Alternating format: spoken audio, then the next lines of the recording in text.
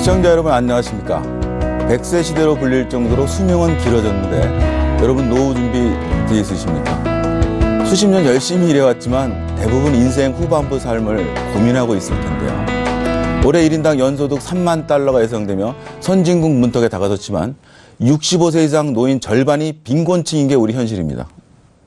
이렇게 된 데는 한국 사람들이 일만 했지 돈을 굴리는 방법을 모르기 때문이라고 역설하는 사람이 있습니다. 최근에는 한국인의 행복한 노후를 위해 버스를 타고 전국 방방곡곡을 누비며 현장에서 금융교육 전도사로 나서겠다는 포부를 가지고 계신 분입니다. 잠시 후 만나보시죠. 전설의 펀드 투자자, 코리아 펀드의 기재로 불리며 새로운 마켓 리더로 부상한 스타 CEO.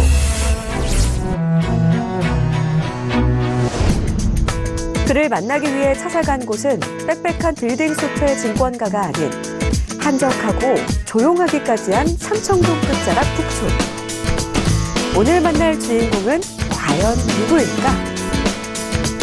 바로 아무도 눈여겨보지 않았던 수익률 최하위 꼴찌 자산운용사를 12년 만에 선두그룹 회사로 환골탈퇴시킨 메리츠 자산운용 존리 대표.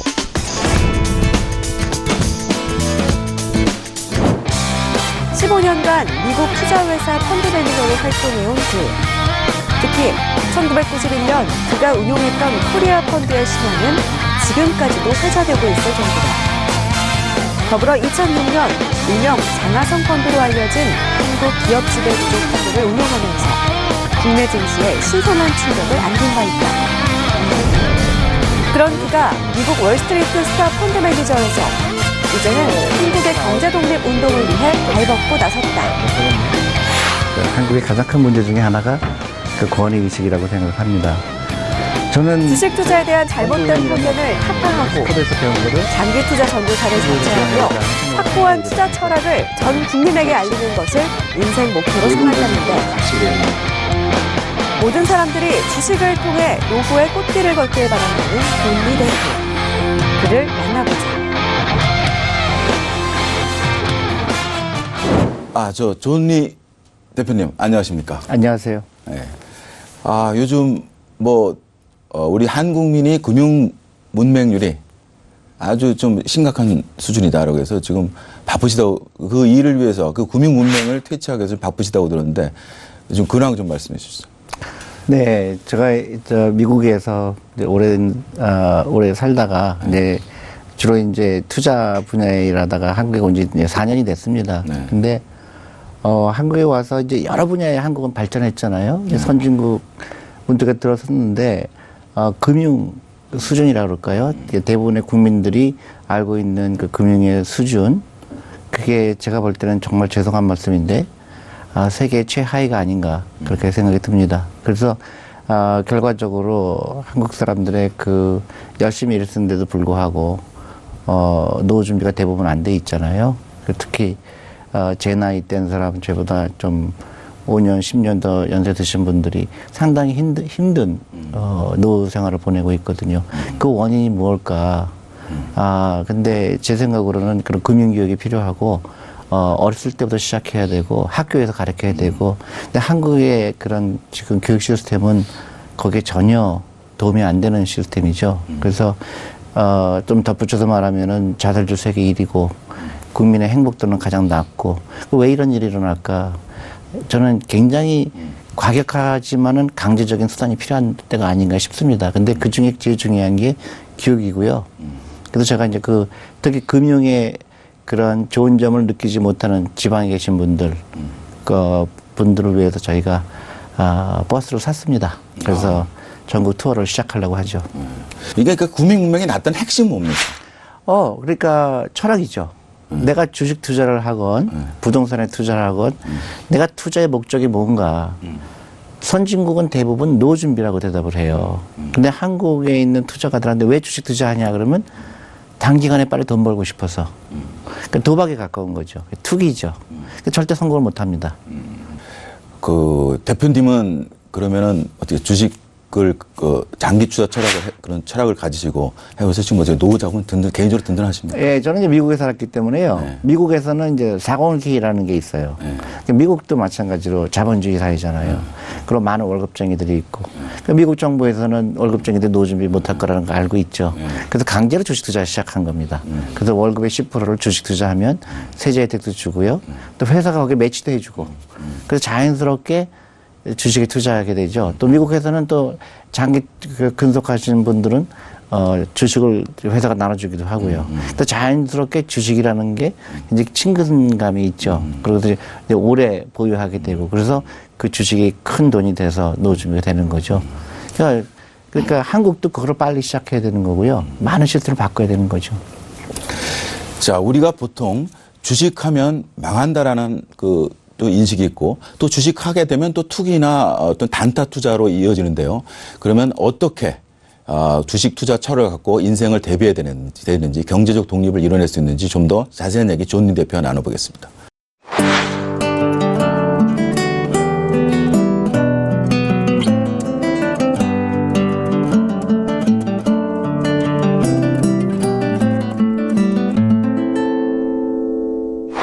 대표님, 지금 이게 두 가지 부류예요. 네네. 아예 주식하면 망하니까 주식은 쳐다보지 마라. 그랬고 열심히 일만 하고 봉급 갖고 금융에다가 저축만 하는 사람.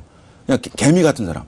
근데 뭐 그런 사람이 있는 반면에 또 한쪽은 지금 암호화폐 갖고 어떻게 한번 뻥튀기 해보려고 그냥 거기다 몰빵했다가 지금 뭐 자살한다, 무슨 변기 부쉈다, 뭐 이런 집에 변기 부쉈다, 뭐 부부싸움 났다, 뭐 이런 얘기 있고. 그러니까 이게 아예 쳐다보지도 않는 주식을 망한다 이런 생각에서 아예 투기로 바뀐다. 이 중간지대 장기 투자 철학을 가져야 된다는 말씀인데 이거 그러면 처음부터 어떻게 좀 우리가 교육을 시켜야 될까요? 그러니까 참 어떻게 굉장히 슬픈 거죠. 한국은 굉장히 그런 면에서 안타까운 겁니다. 그러니까 초등학교 때부터 가르쳐 줘야 돼요. 그리고 그 한국에 있는 교육 시스템, 그 다음에 그 과도하게 그 사교육에 지출하는 문화, 그게 전혀 이런 노후 준비에 대한 생각이 전혀 없는 행동이거든요. 너무너무 이해가 안 가는 거죠. 그게 한국의 현실이 된 거죠. 그래서 이제 연세가 드시면 아까 말씀하셨듯이 65세 이상의 절반이 넘습니다. 65%라고 합니다, 사실은. 65%가 빈곤층에 있는 거예요. 그게 한국의 현주소죠. 바꿔야 되겠죠. 잘못된 건 다 알잖아요. 액션이 필요한 거. 그럼 어떻게 할 것이냐. 저는 크게 여기 한국의 자살률도 높고 그다음에 노후 준비 안 된 게 다 연결이 된 겁니다. 금융에 대한 지식이 부족했고요. 자본주의를 이해하지 못했고 그다음에 어렸을 때부터 준비하는 걸 안 가르친 겁니다. 학교에서 규경서는 가르쳐도 이 현명하게 사는 금융은 아무도 안 가르친 거죠. 그래서 예를 들면 미국 같은 경우는 초등학교 때부터 주식 투자 클럽이 있어요. 그래서 여름방학 때 캠프로 갑니다. 그래서 주식이 뭔가지도 배우고. 근데 한국은 어머니들이. 그러면 초등학교에서 제도적으로 장려합니까? 주식 투자 클럽 뭐 이런 동아리도. 아니, 학교가 장려한다기보다도 자연스러운 거죠. 주식에 관심 있는 친구들 모여서 주식 투자 얘기해라. 아주머니들도 어머니들도 주부 투자 클럽이 굉장히 많아요, 미국은. 왜냐면 그게 굉장히 중요하거든요. 단순히 주식 투자를 해서 돈을 버는 것도 중요하지만 그래서 많은 철학이 있죠. 예를 들어서 어렸을 때부터 예를 들어서 미국 아마존 주식을 샀다는 사람은 거기에 강인 철학이 많잖아. 이 사람은 어떻게 해서 세계에서 가장 큰 부자가 됐을까? 이 사람의 경영 철학은 뭘까? 한국의 아이들은 전혀 모르잖아요. 구경서만 잘합니다. 그 대표님 말씀 들어보면 참 제 얘기를 하는데요.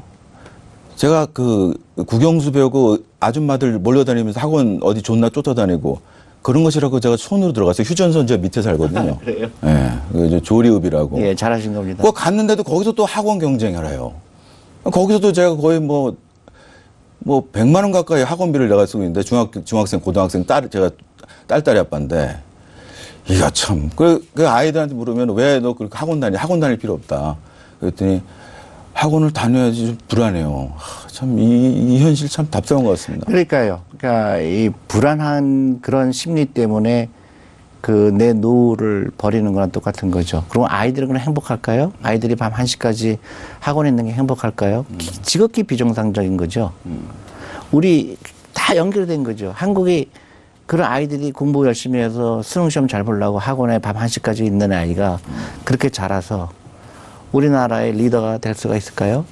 솔직히 그렇게 자란 아이들은 걱정이 되죠, 사실은. 많이 스포츠도 하고 즐기고 즐거워야 되거든요. 한국 자살률 높고 아이들 행복도는 세계 최하고 다 연결된 겁니다. 정말로 그 자식을 위한다면 그 과외비를 과감히 끊을 필요가 있어요. 그게 아주 운동선수로 얘기하면은 스테로이드 먹는 거랑 똑같은 겁니다. 다 하니까, 옆집에서 하니까 나도 하는 거거든요. 그렇기 때문에 한국의 현주소가 이거예요. 그러니까 나부터 끊어야 되는 거죠. 그러면 끊어서 우리 아이는 뭐 하냐? 그 아이하고 투자를 같이 공부하시는 게 난 100배 낫다고 보는 거죠. 100만 원을 아이들 이름으로 주식 투자하는 게 저는 훨씬 나을 거라고 저는 확신을 하죠. 그럼 그 아이가 대학교 졸업했을 때 그 돈이 큰 돈이 돼 있을 거예요.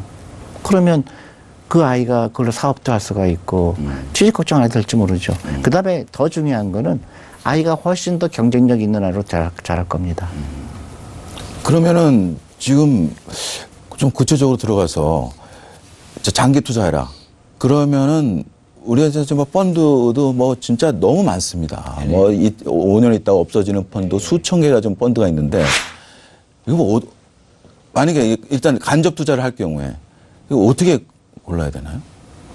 아니, 저희가 얘기하고 싶은 거는 뭐 저희 펀드 사시면 된다고 얘기하기 쉽지만은 펀드도 이제 골라야죠. 근데 그 아까도 말씀드렸듯이 주식에 투자하는 이유는요. 내 노후 준비예요. 그러니까 1, 2년의 수익률은 정말로 중요하지 않아요. 근데 그런 훈련을 해야 되는 거죠.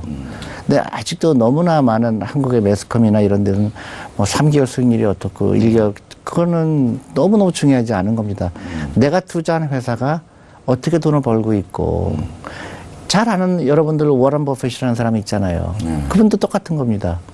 주식은 계속 모아서 갖고 있으면 언젠가는 그 회사의 가치는 올라가게 돼 있고 그 주식은 거기에 그 상응하는 가치가 되게 돼 있죠. 근데 현찰은 세월이 갈수록 가치가 떨어지게 돼 있죠. 그거는 제가 아니라도 누구나 다 아는 사실이잖아요. 근데 그거를 어떻게 내 삶에 적용하느냐. 복리를 이해하는 거거든요. 그러니까 내가 예를 들어서 내가 그냥 제일 중요한 게 과외비죠. 저는 과외비가 한국의 사교육비가 대한민국을 망친다고 보고 있거든요. 그 사교육만 가지고도 우리 자녀들한테 그걸로 투자를 해서 한다 그러면 그 자체가 대한민국을 살릴 수 있는 큰 그거라고 보고요. 수능 시험에 대한 대대적인 수술이 필요하다고 봅니다. 저는 그건 쓸데없는 시험이라고 봐요. 사람도 저보고 과격하다고 그러는데요. 저는 그만큼 절실하다고 보는 거죠. 노후 준비를 망치고 있거든요. 그런 쓸데없는 시험이요. 그러니까 그런 시험에 몰두하기보다는 더 창의적인 생각. 그리고 학교 오면 예를 들어서 3시, 4시면 다 끝나야 돼요. 그래서 스포츠를 하고 옆에 친구랑 같이 부딪히면서 배우고 협동하고 그리고 애들이 즐겁잖아요. 그럼 애도 많이 낳게 되죠. 이게 하도 이 현실이 답답해서 이 사교육 현실 그리고 거기에 금융 문맹 플러스 되면서 이 답답한 현실에 대해서 그 책을 쓰셨죠. 엄마 주식 사주세요. 예. 엄마 학원비 주세요가 아니고 주식 사주세요. 주식 사주세요. 예. 그게 절실해요. 그러니까 근데 이제 다행히도 많은 그 어머니들이 부모님들이 저한테 성공 스토리를 보내주세요. 당신 말 듣고 애 과외를 과감하게 끊었다. 아 그렇습니까? 그랬더니 놀라운 변화가 생겼다는 거예요. 첫 번째로 애가 너무 해피하더라. 두 번째로는 애 성적이 올라가더래요. 놀랍죠. 왜냐면 그래요? 애가 이제 쉽게 얘기해서 모티베이션이 생긴 거죠. 내가 공부를 하는 게 즐거운 거구나. 그전까지 공부가 즐겁다고 생각하지 않은 거예요. 밤 1시까지 있으니까 그냥 남들이 하니까 한 거예요. 근데 목표가 생기고 더 중요한 거는 공부 못하는 게 그렇게 창피한 일이 아니다라는 거죠. 아니 잠깐만요. 그게 이제 과외를 안 하고 그걸 주식 투자해서 이제 그게 쏠쏠하게 이제 재미를 봤단 말이죠. 또 떨어질 수도 있고 뭐 올라갈 수도 있지만 그러면은 그쪽 주식 투자만 좀 관심 쓰고 어디 놀러 다니고 하다 보면 공부 안 할 것 같은데 공부를 또 해요? 왜냐면 공부를 하고 싶어 하는 사람하고요. 억지로 하는 사람하고 차이죠. 그러니까 제가 얘기하는 게, 하고 싶어서 하는 사람하고 남들이 하니까 따라서 하는 거하고 틀린 거죠. 네. 그 부분은 저도 공감합니다. 예. 그래서 지금 제가 극단적으로 얘기하면 전 사교육 쓰는 돈이요. 쓰레기통에 버린다고 좀 표현합니다. 그럼 대표님 그렇게 해서 결단을 내렸어요. 우리가 이제 액션을 취하기로 했습니다. 그래서 학원비 뭐 50만 원이 됐든 거의 뭐 70만 원이 됐든 자 주식 투자 넣었어요. 그럼 주식 투자 어떤 주식을 사야 됩니까? 이제 펀드를 사는 방법도 있고요. 네. 아니면 예를 들어 주식 굉장히 쉽죠. 1,800개 회사가 있어요. 네. 그러면 이제 많은 사람들이 난 주식 투자 한 번도 안 해봤는데 네. 근데 어떻게 하지 갑자기? 이제 그럴 수가 있죠. 그러면 아이하고 일어나는 거죠. 야, 이제 주식 투자를 저 사람이, 저 양반이 얘기하는데 한번 우리도 시작해보자.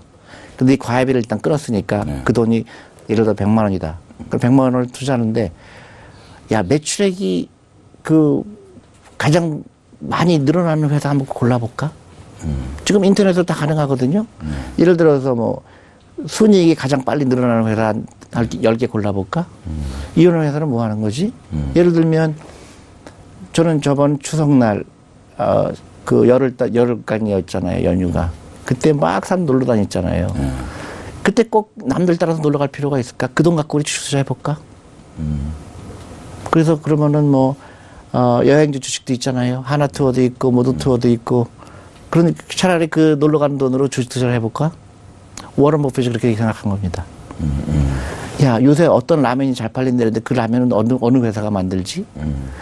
예를 들어서 뭐 요새 어머니들 보톡스 많이 맞는데 그 보톡스 만드는 회사는 어디지? 너무 재밌죠.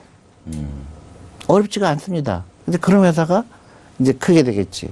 엄마가 틀니를 하는데 한 그 틀니 만드는 치과 회사도 여러 개 있잖아요. 근데 그런 회사들이 중국에 가서 장사가 잘 된다는데 뭐 알아볼까? 이런 게 주식 투자입니다. 근데 그것도 시간이 없거나 뭐 하여튼 여러 가지 어렵다고 그때 이제 펀드를 사는 거죠. 그러면은 실질적으로 이 간접 투자와 직접 투자, 간접 투자 펀드와 자신이 직접 주식을 종목을 골라 투자하는 그 비율은 어떻게 가져가야 되는 거죠? 그거는 이제 본인의 성향이죠. 어느 게 좋다 나쁘다 그런 건 아니고요. 그렇지만 예를 들어서 내가 뭐 50만 원으로 시작했다 그러면 분산하기가 힘들잖아요. 그래서 주가가 삼성전자 같은 건 한 주에 250만 원이니까 그 분산하기 위해서는 펀드가 낫죠. 그러니까 여러 가지 저희 같은 경우는 한 70개 종목이 있으니까요. 근데 저희가 펀드를 만들었습니다. 주니어 펀드라고 아이들용으로 그 만들었는데 그거는 10년 동안 못 찾습니다. 예, 강제로 만들었고요. 10년 동안? 예, 못 찾습니다. 강제로 해야 된다고 생각하거든요. 여러 가지 방법이 많아요. 그리고 요새는 인터넷이 발달됐기 때문에 그 의지만 있으면 얼마든지 했습니다. 근데 그걸 엄마가 하려고 그러지 말고요. 아이하고 같이 하는 거예요. 그 마음 먹는 게 중요하고 그러면 주투자 하려면 어떻게 돼요? 계좌를 어떻게 하는지 그런 것도 알아보고요. 아이하고 같이 하는 거죠. 그럼 아이하고 같이 하면 뭐가 좋아요? 대화를 하잖아요. 그 다음에 아이는 학원 안 가니까 행복하죠. 그러면 학교에서 나와서 훨씬 더 많은 일을 할 수가 있죠. 많은 사람들이 저한테 얘기해요. 뭐 애가 그렇게 하려고 그러는데 옆집에서 다 학원을 가기 때문에 애가 놀 사람이 없다. 그거는 핑계에 불과하다고 봐요. 왜 할 게 없습니까? 대표님, 보통 우리가 주식을 사면, 저도 주식을 이제 해본 경험이 있습니다. 이렇게 하다 보면은, 매일 한번 들여다보게 되잖아요. 네네. 그럼 떨어지면, 네. 이거 언제 팔아야 되나? 네네네. 이거 뭐, 얼마나 장기 보유를 해야 되는 건지. 이건 어떻게. 아까 분명히 말씀드렸잖아요. 그러니까 주식 투자하는 이유는 노후를 위해서 하는 거라고요. 저는 20년, 30년 팔 필요가 없다고 생각합니다. 그렇습니까? 그럼요. 한 번 사면 기본이 20년이다? 그럼요. 10년? 주식을 사는 거는요, 팔기 위해서 사는 게 아닙니다. 여러분들 땅 사면 어떻게 해요? 20년 지났더니 땅값이 많이 올랐더라 그렇지 않나요? 그렇죠. 주식도 똑같은 거죠. 그러니까 공부를 해야 되겠죠. 전제 조건은. 생각보다 어렵지 않다는 거고요. 그게 두려우면 조금씩 펀드부터 시작하는 것도 중요한 거고요. 전제 조건은 주식은 파는 게 아니에요. 근데 가끔 팔 때가 있습니다. 예외 조항이에요. 어떨 때 팔아야 됩니까? 예를 들면 요새 비트코인 같이 막 바이오 주식이 막 그냥 하루에도 막 그냥 뭐 며칠씩 막 5배, 6배 되잖아요. 그럼 그 시가총액을 봤을 때 정말 이 회사가 이렇게 가치가 있을까? 이게 20조의 가치가 있을까? 사람들은 그 시가총액을 보려고 그러지 않고 주가만 보잖아요. 10만 원인데 20만 원 됐네. 그렇게 하는 게 아니고 정말로 시가총액이 너무 그 짧은 시간에 그렇게 커졌다. 그때 좀 이건 좀 나한테 이해가 안 간다. 그죠? 그럴 때 팔고요. 어떤 때는 내가 잘못 알았구나. 내가 굉장히 이 회사가 갖고 있는 기술이 좋다고 생각했는데. 그게 아니었다. 아니었다. 그때 한 수주 팔아야죠. 그죠? 사람은 미스테이크 하잖아요. 펀드 매니저도 미스테이크 합니다. 내가 봤을 때 이 회사의 펀더멘털이 아주 좋다고 생각했는데 보니까 아니에요. 그리고 과감히 파는 거죠. 또 한 가지 케이스가 있습니다. 네. 그거는 내가 주식을 사갖고 한 30개 종목을 갖고 있습니다. 매일 모았습니다. 근데, 너무나 사고 싶은 주식이 새로 생긴 거예요. 네. 그러면 기존에 있던 거 좀 팔아야 되겠죠. 돈이 없으니까. 그래서 파는 거고요. 주식 투자는 내 노후를 위해서 한다. 굉장히 중요한 겁니다. 그래 노후를 위해서 하면 어떤 돈으로 하느냐. 여윳돈으로 하고. 아까 얘기했듯이 쓸데없이 쓰는 사교육비. 그 다음에 월급의 10%는 내 노후 준비다. 그래서 그냥 꾸준하게 하는 거죠. 주식 가격 별로 볼 필요 없죠. 하나만 기술적으로 그러면 네네. 샀는데 네. 괜찮아요. 네. 괜찮아요. 그리고 내가 뭐 정보가 맞다고 판단되고 네. 그럼에도 주가가 어떤 수급 유동성에 의해서 쭉 떨어진다. 그때는 믿음을 갖고 그냥 계속 가져가야 됩니다. 더 사야죠. 웬 떡이냐. 더 사야 되나? 웬 떡이냐. 웬 떡이냐. 30% 꺼졌다. 웬 이럴 떡이냐. 때- 그렇죠. 당연하죠. 그러니까 이제 위험하잖아요. 주식은 단기적으로. 주가의 등락이 심하니까. 그러니까 그런 거에 신경 쓰는 것보다는 이 회사가 보내주는 영업보고서 읽는다든가 그 회사가 무슨 흥분을 한다든가 그런 걸 공부해야죠. 아, 이 회사가 예를 들어서 화장품 회사다. 그러면 작년에 중국의 매출이 얼마큼 신장이 됐지? 근데 중국에서 하는 비즈니스는 잘 되고 있는가? 이게 뭐 과자 회사다. 중국이 잘 팔리고 있는 것 같은데 작년에 비해서 올해는 어떻게 됐나? 그런 걸 봐야죠. 그러면 저 주니어 펀드를 만드셨잖아요. 네네. 그럼 주니어 펀드도 그 펀드 매니저가 이제 운영을 하잖아요. 네. 그 펀드 제가 매니저 사면 제가 펀드 매니저입니다. 아 직접 하세요? 예, 예. 오. 우리 직원들을 시켜서 같이 하죠. 어. 네, 왜냐면 우리 아이들의 노후가 너무 중요하기 때문에 제가 직접 합니다. 그 주니어 펀드 지금 규모는 어느 정도입니까? 아직 저희는 규모는 작아요. 왜냐하면 다른 펀드에 비해서 이거는 아이들이 한 달에 5만 원, 10만 원 모은 거거든요. 그래서 하루에 한 1,000만 원, 2,000만 원씩 들어옵니다. 네, 너무너무 그리고 저희가 아이들한테 경제 교육을 위해서 그 3개월마다 그 보고서를 아이들 수준에 맞게 보내고 있고요.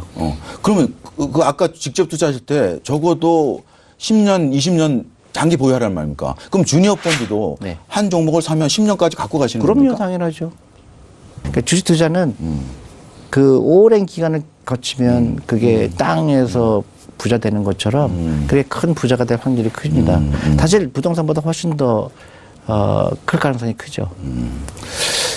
자, 우리 존니 대표님의 길게 보고 노후를 위해 장기적으로 20년, 30년을 내다보고 투자하라는 말씀을 들어봤는데요. 그럼 이러한 금융 투자 철학을 어떻게 가지게 된지 그분의 인생 역정에 대해서 한번 얘기 나눠보겠습니다.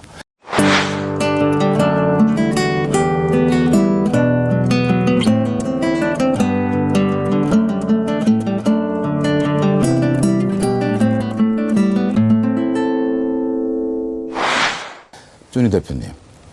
아니, 제가 보니까 그 연세대학교 예. 경제과 다니시다가 돌연 중퇴 예, 그렇습니다. 예. 하고 오셨어요? 네네. 그때 뭐 어떤 계기가 있었나요? 계기라기보다도요, 저도 이제 지금에 있는 청소년 같은 이제 그런 라이프였죠. 그러니까 공부만 열심히 했고요. 네. 그래서 이제 공부를 꽤 잘한다는 얘기를 들었습니다. 근데, 어느 날 문득 생각이 들었어요. 이게 내 라이프가 어떻게 될 것인가. 근데, 월급쟁이가 되는 게 싫었어요. 몇 학번이셨죠? 그때? 7, 8학번인데, 네. 좀 더, 색다른 거 하고 싶다는 생각이 들어서, 자퇴를 하게 됐죠. 몇 학년 자퇴하시고? 그러니까 2학년 마치고 자퇴했습니다. 그러면 그러면 미국에서 또 다시 대학에 들어가신 거예요? 예, 후회를 많이 했습니다. 미국 가갖고. 너무 내가 알던 미국이 아니더라고요. 힘들고 또, 전부 자기가 해야 되고. 제가 대학교 졸업할 동안에 직업이 한 30개 정도 있었던 것 같아요. 전부 미국에서? 예, 제가 돈을 벌어서 해야 되는 그런 일이었죠. 누구도 저를 도와주지 않았고. 근데 그게 저한테는 오히려 많은 도움이 됐던 것 같아요. 펀드 매니저 하는데도. 그러니까 돈을 어떻게 버는가 그런 것도 배웠고, 그 다음에 이 월급쟁이가 어떻게 해서 내 부를 창출할 수 있을까. 그 다음에 그 노후 준비라는 게 굉장히 절실했죠. 이제 자본주의에서 내가 살아남으려고 그러면 돈이 중요하다는 거를 어렸을 때부터 깨닫게 됐고요. 그러면서 많이 도움이 됐죠. 근데 결정적으로 제가 이 투자 철학을 갖게 된 거는 제가 그 취직했던 회사 스커더 스티븐슨 클락이라는 그 세계 최초 자산운용사였어요. 네, 세계 최초. 예. 한 100여 년 전에 미국에서 세운 자산운용사인데요. 거기가 저를 완전히 깜짝 놀랄 정도로 내 투자 철학을 가르쳐줬던 회사죠. 그 회사가 그 펀드 매니저들하고 생활하면서 그 사람들이 얘기하는 거, 그 사람들이 느끼는 거, 그 사람들이 말하는 거, 그다음에 투자 철학. 제가 알고 있던 거하고는 완전히 송두리째 틀렸죠. 그러니까 제가 지금 말씀드린 거 주식은 회사 일부분을 갖는 거다. 그다음에 회사 주식에 투자한다는 거는 그 회사 동업하는 거다. 그래서 그렇게 해서 내가 그 결실을 얻으려면 오래 투자해야 된다. 나무를 심는 것 같다. 주식을 투자한다는 거는 나무를 심듯이 나무 심자마자 막 장작으로 패지 않잖아요. 그 나무가 자라서 열매를 맺고 그 열매를 결실을 맺으려면 오랜 기간을 기다려야 되는 것처럼 주식도 마찬가지입니다. 내가 20% 올라갔거나 20% 떨어졌거나 나하고는 상관이 없어요. 그러면 거기서 그러면 코리아 펀드라는 거를 예, 거기서 만드신 거예요? 예. 그 코리아 펀드를 만들 그 시점이 언제죠?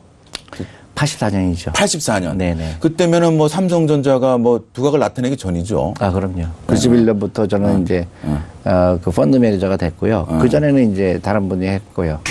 근데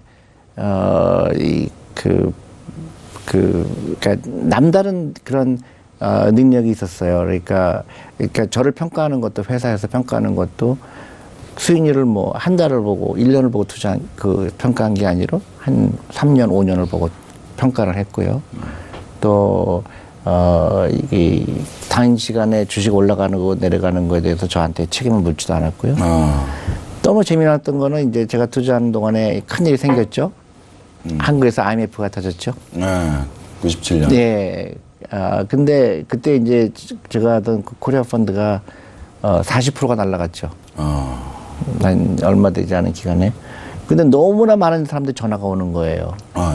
이때 사야 되냐고, 한국을. 근데 한국은 다 망한다 그러는데. 그래서 제가 굉장히 신기한 거죠. 그러니까 길게 보는 사람한테는 그 기회로 보이는 거고, 짧게 보는 사람한테는 인생이 망한 것처럼 보이는 거죠. 그래서 그 코리아 펀드가 뭐 100배 이상 수익이. 아직 100배까지는 아니고요.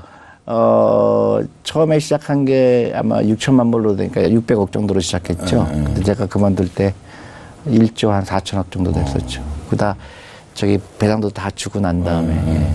그렇게 어쨌든 유명한 펀드 매니저로 하시다가 2014년에 한국으로 오시게 돼요. 그거는. 아니요. 저는 이제 제가 대학교 때 미국을 갔던 것처럼 이제 또 하나 저의 라이프의 전환점이 필요했고요.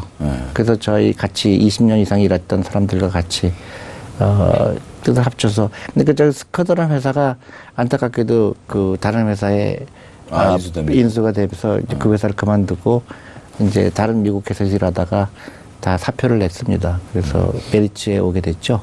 그래서 메리츠에 와서 그 한국의 투자 문화 그런 거를 좀 바꾸고 싶은 개인적인 생각도 있었고.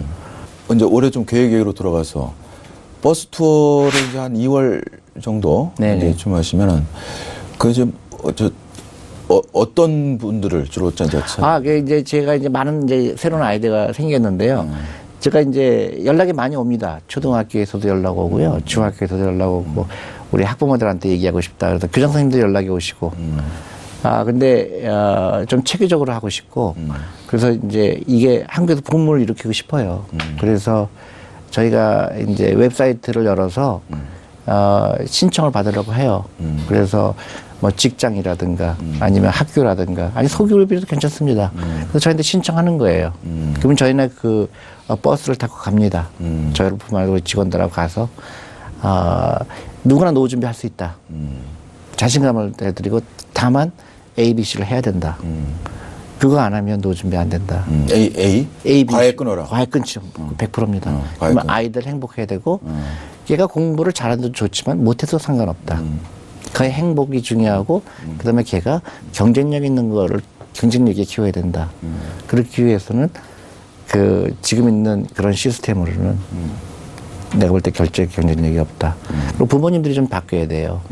그러니까 너무나 안타까운 거는 미국이나 중국의 그 젊은 사람들을 물어보면 뭐 하고 싶냐 물어보면 대부분 부자가 되고 싶어 해요. 그래서 창업을 하려고 그러죠. 근데 한국은 30%가 공무원을 하라고 그럽니다. 공무원 자체가 나쁜 건 아니지만 네. 좀 안타깝죠, 그죠? 대한민국의 어느 초등학교도 주식 투자 클럽이 없어요. 그래서 제가 그런 걸 만들고 싶었는데 학부모님들이 아직 반대가 심합니다. 아이들 공부할 시간에 주식 같은 거 가르치면 안 된다는 굉장히 커요. 학교에다 일부 학교 제안하셨는데. 그렇죠. 어떤 교장 선생님은 굉장히 적극적으로 하고 싶었는데. 학부모들이 반대. 그럼요. 이게 무슨 돈 맛을 알게 하는. 어렸을 때부터 돈을 가르치냐. 말도 안 된다. 그 다음에 가장. 정서 버린다 뭐 이런. 가장 하지 말아야 될 걸 가르친다. 왜 도박인데 왜 도박을 어렸을 때 가르치냐. 돈을 밝히는 애를 가르치냐. 그렇죠. 만드냐. 애가 그리고 학원 가야 되는데. 그래서 이게 지금 대한민국 현실이 이거의 결과물이에요. 그러면서 아이들은 행복하지 않고 돈은 없고 아버님은 안타깝지만 은퇴를 했는데 리타이어를 못하는 거죠. 은퇴를 못해요. 돈이 없기 때문에 다 포함된 거죠. 우리 존니 대표님 오늘 말씀 감사하고요. 네, 초대해 주셔서 감사합니다. 네. 저 당장 저기 과외 하고 있는 저 두 딸에 대해서 저부터 심각하게 한번 고민을 해볼 기회. 고민이 아니고 바꿔야죠. 고민할 일이 아니고요. 행동하고. 행동해야 됩니다. 예. 행동하겠습니다. 오늘 말씀 감사합니다. 네, 감사합니다. 예. 유교 문화에 젖어선지 어려서부터 우리는 돈 밝히는 사람 하면 뭔가 안 좋은 사람이라는 인식이 깔려 있는데요. 이러다 보니 많은 이들이 열심히 일만 했지 제대로 된 돈 철학이 없어 미래를 대비하지 못하는 거 아니냐는 생각이 듭니다.